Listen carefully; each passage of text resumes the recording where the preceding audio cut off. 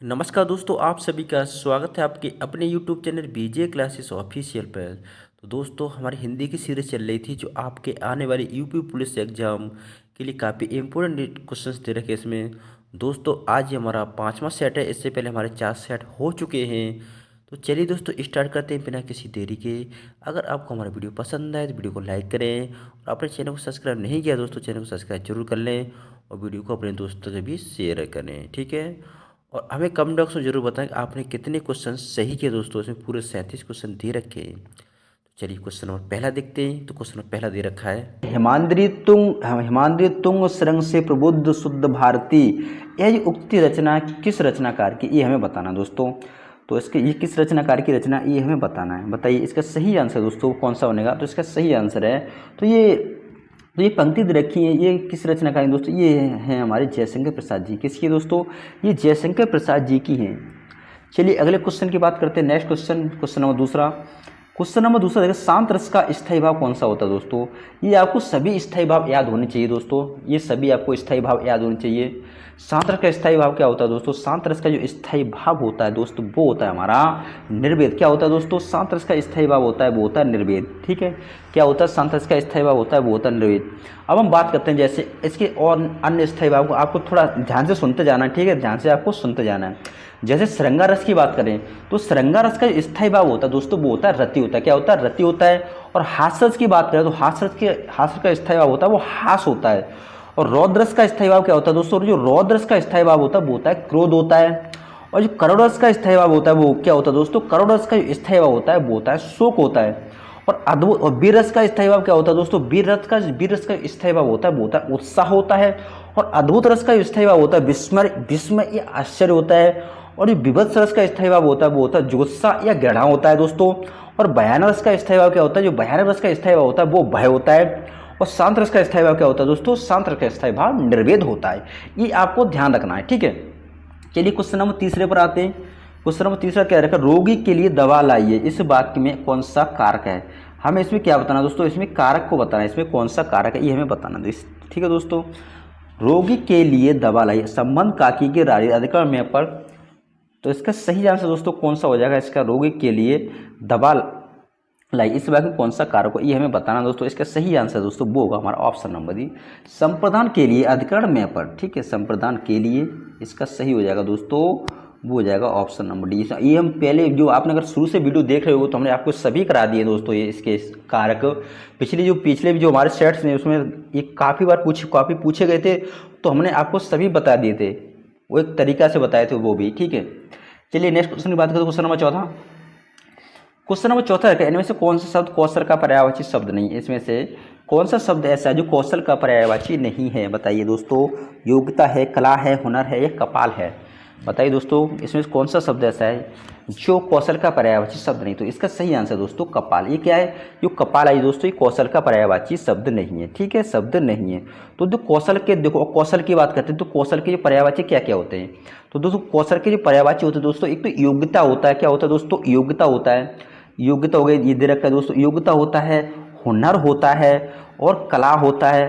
क्या होता है दोस्तों, योग्यता होता है, हुनर होता है, कला होता है। इसके साथ साथ निपुणता होता है। क्या होता है, एक निपुणता होता है, निपुणता होता है। और क्या होता है दोस्तों, दक्ष होता है। और क्या होता है दोस्तों, और होता है दक्ष होता है। क्या होता है, दक्ष होता है, दक्ष, ठीक है। क्या होता है, दक्ष होता है। और बात करें कपाल की, कपाल किसके, कपाल यानी कि खोपड़ी। क्या चीज होता है, कपाल यानी खोपड़ी। इसका कपाल क्या क्या हो जाएगा दोस्तों, तो कपाल का एक तो खोपड़ी हो जाएगा हमारा, क्या हो जाएगा, खोपड़ी हो जाएगा, ललाट हो जाएगा, खोपड़ी हो गया, खोपड़ी ललाट, सिर और मस्तक, ठीक है। और इसका सिर हो जाएगा, और सिर हो जाएगा और मस्तक हो जाएगा। क्या हो जाएगा दोस्तों, मस्तिष्क हो जाएगा, ठीक है। थोड़ा लिखने में दिक्कत आती है दोस्तों इसमें। और क्या हो जाएगा, मस्तिष्क हो जाएगा। ये कपाल को होते हैं। कपाल क्या होगा दोस्तों, मस्तक हो गया, खोपड़ी हो गया, ललाट होगा और सिर हो गया। ये किसके होते हैं दोस्तों, ये कपाल को होते हैं, ठीक है। चलिए अगले क्वेश्चन की बात करते हैं। क्वेश्चन नंबर 5वां। क्वेश्चन नंबर 5 में देखा, राजू ने मुझे 2 पुस्तकें दी। इस वाक्य में 2 किस प्रकार का विशेषण है दोस्तों, 2 किस प्रकार का विशेषण है। संख्यावाचक विशेषण है या परिमाणवाचक है या गुणवाचक या सार्वनामिक विशेषण है। दोस्तों बताइए जो 2 है दोस्तों वो किस प्रकार का विशेषण है, जो दो है वो किस प्रकार का विशेषण, ये हमें बताना दोस्तों। तो दो क्या है दोस्तों, इसमें दो है वो क्या है, संख्यावाचक विशेषण है मित्र।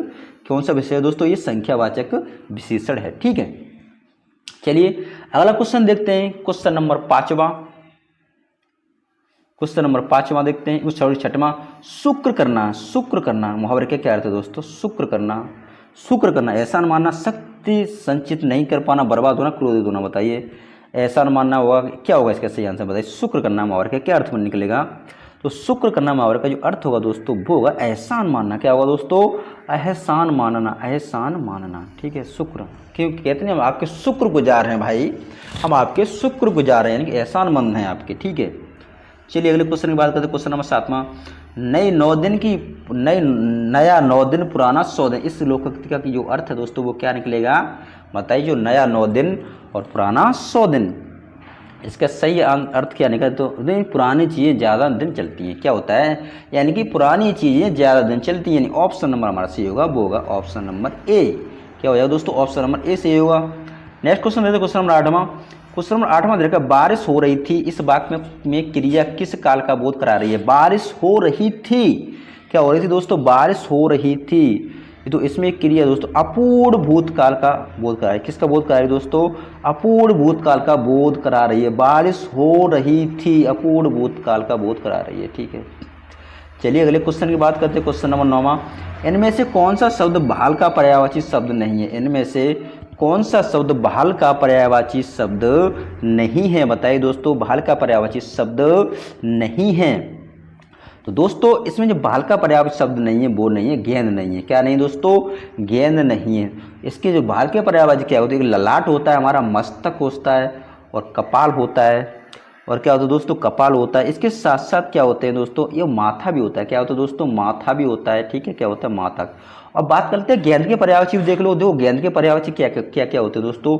एक तो कंदुक होता है। क्या होता है दोस्तों, कंदुक होता है, एक कंदुक होता है, और दिरपिक होता है। क्या, दिरपक, दिरपक बोलते हैं इसको, दिरपक होता है, और गेंदुक होता है। क्या होता है दोस्तों, गेंदुक होता है, और क्या होता है, गेंदुक होता है, गेंदुक, गेंदुक। ये किसके होते हैं दोस्तों, ये होते हैं हमारे गेंद के पर्यायवाची, कंदुक, दिरपक और गेंदुक। किसके होते हैं दोस्तों, ये होते हैं गेंद के पर्यायवाची। नेक्स्ट क्वेश्चन देखते हैं, क्वेश्चन नंबर 10वां। क्वेश्चन नंबर 10वां दे रखा है, रहे मन पानी राखे, बिन पानी सब सून, पानी गए न उबरे, मोती मानुष चून। इस लोक पंक्ति में कौन सी, दोस्तों ये क्वेश्चन बहुत बार आता है, कम से कम हजारों बार आता है, हर एग्जाम में पूछा ही जाता है। ऐसे दोस्तों हम बताना है कौन सा अलंकार है दोस्तों, इसमें कौन सा अलंकार है। तो इसमें जो अलंकार है दोस्तों, इसमें अलंकार होएगा श्लेष अलंकार। कौन सा अलंकार है दोस्तों, श्लेष अलंकार। ये सभी को पता होगा इस क्वेश्चन का आंसर तो दोस्तों, क्योंकि जो भी एग्जाम की तैयारी कर रहा है उसी कौन से हर एग्जाम में पूछा ही जाता है। 11वां क्वेश्चन देखते हैं, द्वैतवाद के जो प्रवर्तक आचार्य वो कौन माने गए हैं दोस्तों। द्वैतवाद के जो प्रवर्तक आचार्य है वो कौन माने गए हैं बताना है। तो द्वैतवाद के इसके जो प्रवर्तक है वो निम्बार्क माने गए। कौन माने गए दोस्तों, निम्बार्क को माना गया है। ठीक है, किसे माना गया दोस्तों, निम्बार्क को माना। जो अद्वैतवाद के कौन है दोस्तों, जो अद्वैतवाद के वो शंकराचार्य जी। शंकराचार्य किसके हैं, ये अद्वैतवाद के हैं। किसके, अद्वैतवाद के हैं। किसके दोस्तों, अद्वैतवाद के हैं। ओहो, और जो द्वैतवाद के और जो निम्बार्क से निम्बार्क हो गए, द्वैतवाद के हो गए दोस्तों, इसके द्वैतवाद के हो गए, निम्बार्क हो गए। और शंकराचार्य किसके हो गए दोस्तों, शंकराचार्य हो गए अद्वैतवाद के। किसके हो गए दोस्तों, इस अद्वैतवाद के हो गए, अद्वैतवाद। ठीक है, ओहो, अद्वैतवाद लिखने में दिक्कत आई दोस्तों। शंकराचार्य हो गए, यहाँ पे लिख दिए दोस्तों, अद्वैतवाद के हो गए शंकराचार्य जी, अद्वैतवाद। ठीक है, शंकराचार्य जी हो गए। और द्वैतवाद के कौन होंगे दोस्तों, जो द्वैतवाद के ये माधवाचार्य। कौन है, माधवा। द्वैतवाद के होगा दोस्तों, ये माधवाचार्य को उसके द्वैतवाद। ठीक है, जो अद्वैतवाद के कौन, अद्वैतवाद के शंकराचार्य जी हैं, और द्वैतवाद के माधवाचार्य जी कौन है दोस्तों, माधवाचार्य जी हैं। और विशिष्टा द्वैतवाद के कौन है दोस्तों, विशिष्टा द्वैतवाद के वो है रामानुजाचार्य जी। ठीक है, चलिए अगले क्वेश्चन की बात करते हैं, क्वेश्चन नंबर 12वां। उपदेश शब्द में कौन सा उपसर्ग है? उपदेश शब्द में दोस्तों कौन सा उपसर्ग है? तो उपदेश शब्द में कौन सा उपसर्ग हो जाएगा? तो उपदेश शब्द उप उपसर्ग हो जाएगा। कौन सा उपसर्ग हो जाएगा दोस्तों? उप उपसर्ग हो जाएगा। कोई इसमें बिल्कुल इजी क्वेश्चन है ये तो। नेक्स्ट क्वेश्चन देखते हैं 12 के बाद 13वां क्वेश्चन। सही वर्तनी वाला शब्द कौन सा? मंगलाचरण। इसका सही आंसर होगा दोस्तों वो होगा ऑप्शन नंबर बी, यानी कि मंगलाचरण। इस तरीका से मंगलाचरण लिखा जाता है, मंगलाचरण, ना कि ये लिखा जाएगा, ना कि ये लिखा जाएगा, ना कि ये। ऑप्शन नंबर सही हो जाएगा, ठीक है, मंगलाचरण। नेक्स्ट क्वेश्चन देखो 14वां क्वेश्चन। क्वेश्चन देखा नवरत्न में कौन सा समास होगा? तो नवरत्न में दोस्तों कौन सा समास होगा? तो नवरत्न में जो समास होगा वो होगा हमारा द्विवेक समास। क्या हो जाएगा दोस्तों? द्विवेक समास होगा। कौन सा समास होगा? द्विवेक समास। Option number A the correct answer होगा, ठीक है, द्विवेक समास होगा। अगले क्वेश्चन की बात करते हैं, आपका वैवाहिक जीवन सुखद हो। आपका वैवाहिक जीवन सुखद हो, ये किस प्रकार का वाक्य है दोस्तों? ये किस प्रकार का वाक्य है? आपका जीवन, आपका कहते नहीं, आपका वैवाहिक, हमारी इच्छा है कि आपका वैवाहिक जीवन सुखद हो, हमारी इच्छा कामना है कि आपका जो वैवाहिक जीवन है वो सुखद हो, यानी कि ऑप्शन नंबर इसका सही होगा वो होगा डी, यानी इच्छावाचक वाक्य है दोस्तों। क्या है दोस्तों? इच्छावाचक वाक्य है। चलिए अगले क्वेश्चन की बात करते हैं। रेक्लिजेशन का हिंदी पर्याय कौन सा? जो रेक्विजिशन दे रखा है इसका हिंदी में अर्थ है दोस्तों क्या होगा? ये बताना है हमें दोस्तों। 16 का इसका सही आंसर दोस्तों वो होगा हमारा क्या होगा? जो रेक्विजिशन का जो सही होगा वो होगा क्या? मांग, यानी कि ऑप्शन नंबर ए सही हो जाएगा हमारा, ठीक है। और चलिए अगले क्वेश्चन की बात करें 17वां क्वेश्चन। 17वां क्वेश्चन, जिसका अनुभव किया गया हो के लिए एक शब्द है। जिसका अनुभव किया गया हो के लिए एक शब्द कौन सा? 17 का बताइए। जिसके लिए, जिसका अनुभव किया गया हो उसके लिए एक शब्द कौन सा हो जाएगा? वो हो जाएगा अनुभूत। क्या हो जाएगा? अनुभूत हो जाएगा, यानी ऑप्शन नंबर डी सही हो जाएगा, ठीक है। क्या हो जाएगा दोस्तों? ऑप्शन नंबर डी सही हो जाएगा। चलिए अगले क्वेश्चन की बात करते हैं। नेक्स्ट क्वेश्चन दे रखा है, गारो किस राज्य में बोली जाती है? जो गारो भाषा है दोस्तों वो किस राज्य में बोली जाती है ये हमें बताना है। जो गारो भाषा है दोस्तों वो किस राज्य में बोली जाती है? तो जो गारो भाषा है दोस्तों वो मेघालय में बोली जाती है। किस में बोली जाती है? मेघालय राज्य में बोली जाती है। इसके साथ साथ दोस्तों इस मेघालय में कौन कौन सी भाषा बोली जाती है? अंग्रेजी बोली जाती है, खासी बोली, गारो बोली जाती है, खासी बोली जाती है, अजोंग एवं बंगला बोली जाती है। यहाँ की ये आधिकारिक भाषाएं दोस्तों, ठीक है। चलिए क्वेश्चन नंबर 19 की बात करते हैं। ओष्ठ अल्पप्राण घोष, ओष्ठ अल्पप्राण घोष वर्ग का उदाहरण कौन सा? ओष्ठ अल्पप्राण, यानी अल्पप्राण का क्या मतलब होता है दोस्तों? अल्पप्राण महाप्राण। तो यहाँ पर थोड़ा अल्पप्राण और महाप्राण के बारे में थोड़ा सीख लेंगे, ठीक है। यानी कि किसी भी जो वर्ग का जो पहला अक्षर होता है, पहला वर्ड, तीसरा वर्ड और पांचवा वर्ड, ये क्या होते हैं दोस्तों? ये होते हैं अल्पप्राण होते हैं। क्या होते हैं मित्र? ये होते हैं हमारे अल्पप्राण होते हैं, अल्पप्राण होते हैं, ठीक है, अल्पप्राण होते हैं। इसके साथ साथ भी और भी इसमें ऐड होते हैं, वो कौन कौन से होते हैं उसमें देखो। इसके साथ साथ भी जिसमें ऐड होते हैं वो तो ये आपका अंतस्थ व्यंजन हो गए। जैसे अंतस्थ व्यंजन जैसे या हो गया, रा हो गया, ला हो गया और बा हो गया, ठीक है। इसके साथ साथ क्या होता है? य र ल ब, ये भी क्या होते हैं दोस्तों? ये अल्पप्राण होते हैं। क्या होते हैं दोस्तों? ये अल्पप्राण होते हैं। और इसके साथ साथ क्या होते हैं? इसके साथ साथ सभी स्वर, क्या चीज़ दोस्तों? इसके साथ साथ सभी स्वर, ये भी, ये इतनी चीज़ होती है, इतने होते हैं ये वर्ड, ये होते हैं अल्पप्राण के अंदर आते हैं। किसके अंतर्गत आते हैं दोस्तों? अल्पप्राण के अंतर्गत आते हैं, ठीक है। अब हमें बताना जो ओष्ठ, जो ये प वर्ग होता है दोस्तों, जो प वर्ग है, प वर्ग हमें क्या बताना दोस्तों? इसमें ओष्ठ अल्पप्राण बताना। तो ओष्ठ अल्पप्राण बताइए क्या हो जाएगा? तो इसमें ओष्ठ अल्पप्राण क्या हो जाएगा हमारा? ऑप्शन नंबर, इसका ऑप्शन नंबर जो सही हो जाएगा दोस्त वो हो जाएगा ऑप्शन नंबर हमारा कौन सा सही हो जाएगा दोस्तों? थोड़ा मिस्टेक हो गई इसमें शायद कुछ। हाँ दोस्तों आगे देखें। अब देखो इसमें पहले पूरा क्वेश्चन पढ़ेंगे तो क्वेश्चन में क्या क्या पूछ रहा है। ऐसा इसमें पा को टक टिक मत कर ना। ओष्ठ अल्पप्राण के साथ साथ भी क्या घोष भी होना चाहिए? क्या चीज़? घोष वर्ग। क्या चीज़ दोस्तों? इसके साथ साथ घोष वर्ग भी होना चाहिए। तो घोष वर्ग कौन कौन से होते हैं? जो वर्ग होता है उसका जो वर्ग होता है उसका तीसरा, चौथा, पांचवा अक्षर, तीसरा, चौथा और पांचवा अक्षर क्या होता है? ये घोष होते हैं। क्या होता है? घोष होता है, घोष, वह घोष वर्ड होते हैं। तो देखो इसमें क्या क्या पूछे? तो ये तो ओष्ठ होना चाहिए, अल्पप्राण होना चाहिए और घोष होना चाहिए। क्या होना चाहिए? घोष। तो इसका सही आंसर दोस्तों वो होगा हमारा ऑप्शन नंबर बी, यानी कि वाह बकरी हो जाएगा, ठीक है, वाह से वकरी, ठीक है। अल्पप्राण की बात करते हैं, ये हमारे अल्पप्राण हो चुके। नेक्स्ट क्वेश्चन देखते हैं अगला। 11वां विश्व हिंदी सम्मेलन कहाँ संपन्न हुआ था? जो 11वां विश्व हिंदी सम्मेलन था दोस्तों वो कहाँ पर संपन्न हुआ था? तो 11वां विश्व हिंदी सम्मेलन था दोस्तों वो हमारा कहाँ पर हुआ था दोस्तों बताइए? वो हुआ था हमारा मॉरिशस के अंदर। कहाँ पे हुआ था दोस्तों? मॉरिशस के अंदर हुआ था। ठीक है, पोर्ट लुइस में, यानी कि मॉरिशस के अंदर, यानी कि ऑप्शन नंबर सी सही हो जाएगा। ठीक है, कहाँ पे हो जाएगा? Option number B. और प्रथम की बात करें दोस्तों, तो प्रथम हुआ था 1975 में। 1975 ये नागपुर में हुआ था। कहाँ पे हुआ था दोस्तों? नागपुर में हुआ था, नागपुर में। कहाँ पे हुआ था दोस्तों? नागपुर में हुआ था 1975 में, पहला प्रथम हुआ था ये दोस्तों। नेक्स्ट क्वेश्चन देखते हैं, अगला क्वेश्चन नंबर 21वां। इनमें से कौन सा शब्द स्त्रीलिंग नहीं है? हमें बताना दोस्तों, इनमें से कौन सा शब्द ऐसा है जो स्त्रीलिंग नहीं है? कविता लिखी, कहानी सुनी, उपन्यास लिखा, जीवनी लिखी देखी, तो उसका कौन सा हो जाएगा दोस्तों? स्त्रीलिंग कौन सा नहीं होगा? जो उपन्यास है दोस्तों, उपन्यास स्त्रीलिंग नहीं होगा। क्या बनेगा? जैसे हम क्या पढ़ते हैं उपन्यास को, जैसे हमने एक उपन्यासकार लिखा, क्या लिखा हमने? एक उपन्यास लिखा। जैसे हमने एक उपन्यास लिखा, इसमें क्या निकल रहा है दोस्तों? इसमें पुल्लिंग का भाव प्रकट हो रहा है हमें, ठीक है, न कि स्त्रीलिंग का। तो ऑप्शन नंबर सही हो जाएगा हमारा, ऑप्शन नंबर सी। इसमें पूछा है कि इनमें से कौन सा शब्द स्त्रीलिंग नहीं है। ओके, चलिए अगले क्वेश्चन की बात करते हैं, क्वेश्चन नंबर 22वां। मनुष्य की कितनी प्रतिशत लंबाई जीन्स द्वारा निर्धारित होती है? मनुष्य की कितने परसेंट लंबाई जीन्स के द्वारा निर्धारित होती है, ये हमें बताना है। बताइए इसका सही ऑप्शन है वो कौन सा बनेगा 22 का? इसका सही ऑप्शन है दोस्तों, वो बनेगा हमारा ऑप्शन नंबर बी, 70 से 80%। कितना दोस्तों? 70 से 80%। कितना? 70 से 80%। चलिए नेक्स्ट क्वेश्चन देखते हैं, 23वां क्वेश्चन। 23वां क्वेश्चन दे रखा है, मानव वृद्धि हार्मोन के नैसर्गिक उत्पादन में कौन से कारक मुख्य भूमिका निभाते हैं? मानव वृद्धि हार्मोन के नैसर्गिक उत्पादन में कौन से कारक मुख्य भूमिका निभाते हैं? बताइए इसका सही आंसर है दोस्तों। इसमें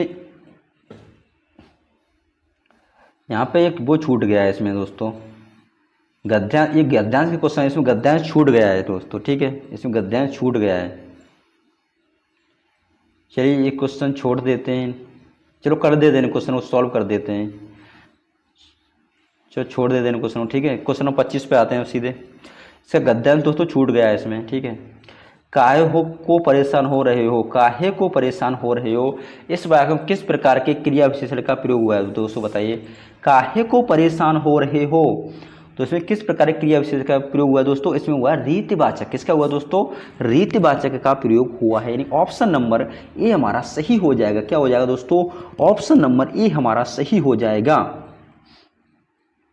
चलिए अगले क्वेश्चन को देखते, क्वेश्चन नंबर 26वां। मौक्तिक शब्द का तद्भव क्या होगा? मौक्तिक शब्द का तद्भव रूप है दोस्तों, वो क्या बनेगा? तो मौक्तिक शब्द का तद्भव रूप बनेगा, वो बनेगा दोस्तों मोती। क्या बनेगा दोस्तों?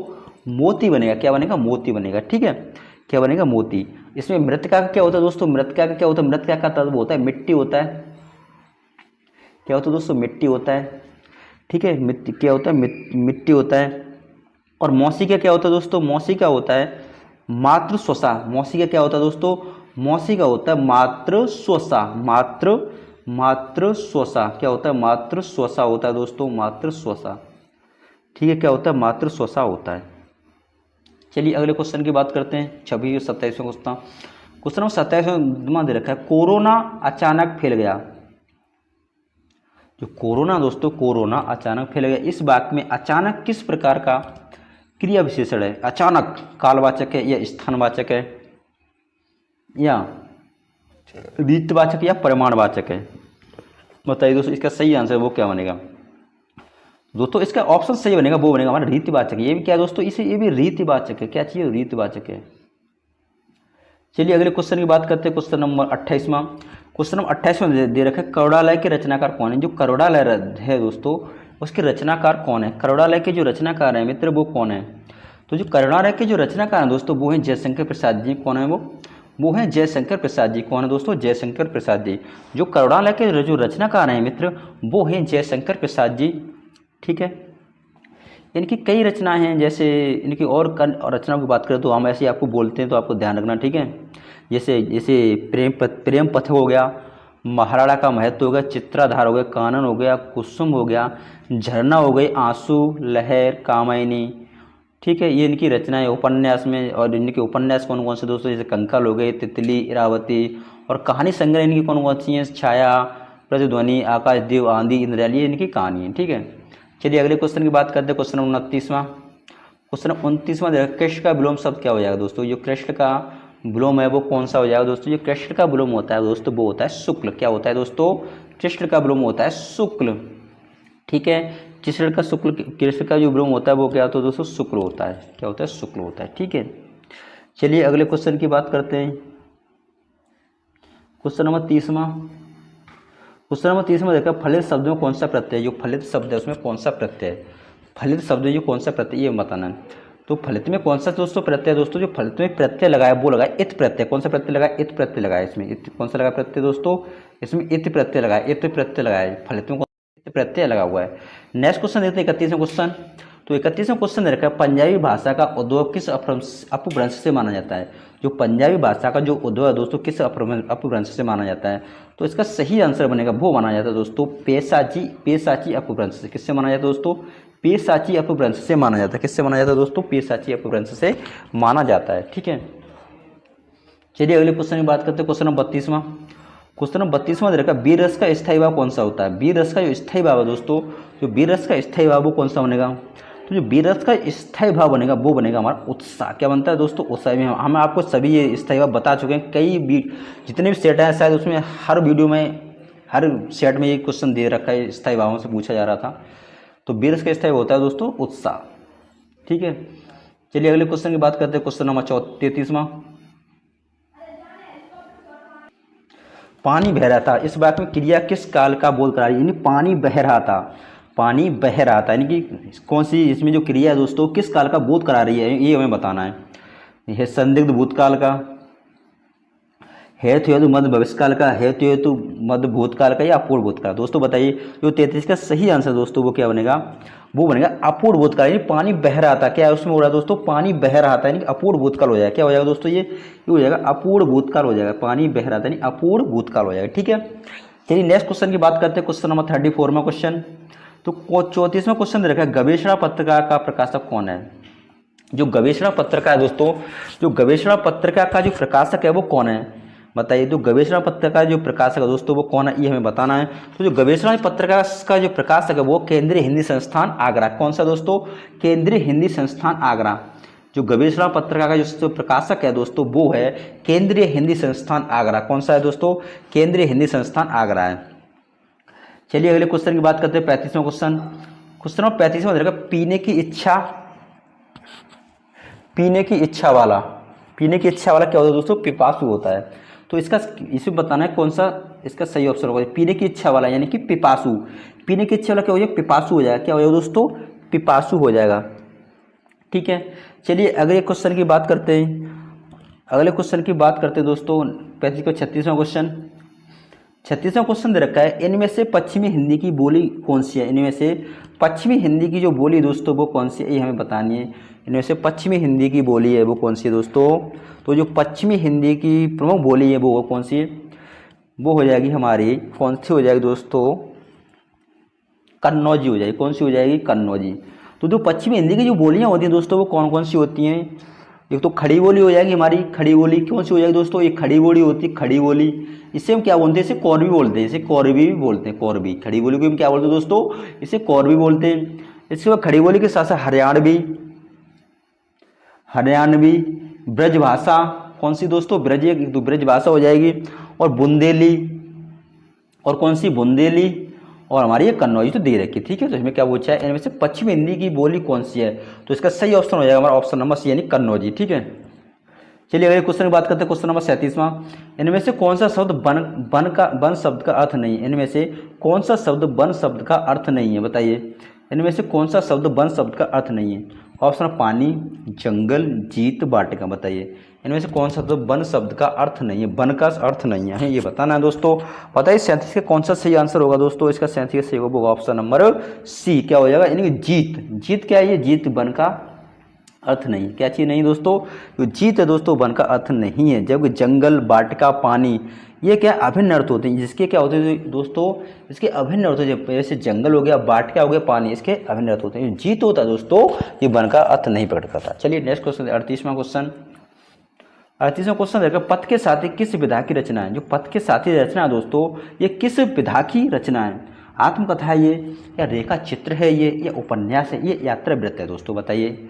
जो पथ के साथी जो रचना है दोस्तों, ये किस विधा की रचना है दोस्तों, तो ये रेखा चित्र है। कौन सी दोस्तों, ये रेखा चित्र। इसे लिखा कैसे था, बात आती है यहाँ पे, इसे किसके द्वारा लिखा गया था दोस्तों, इसे महादेवी वर्मा के द्वारा लिखा गया था। किसके द्वारा लिखा गया था दोस्तों, इसे महादेवी वर्मा जी ने लिखा था, महादेवी वर्मा ने लिखा था। इसे किसने लिखा था, महादेवी वर्मा ने इसे लिखा था, ठीक है, महादेवी वर्मा ने। इसके जो लेखक हैं दोस्तों वो है महादेवी वर्मा, ठीक।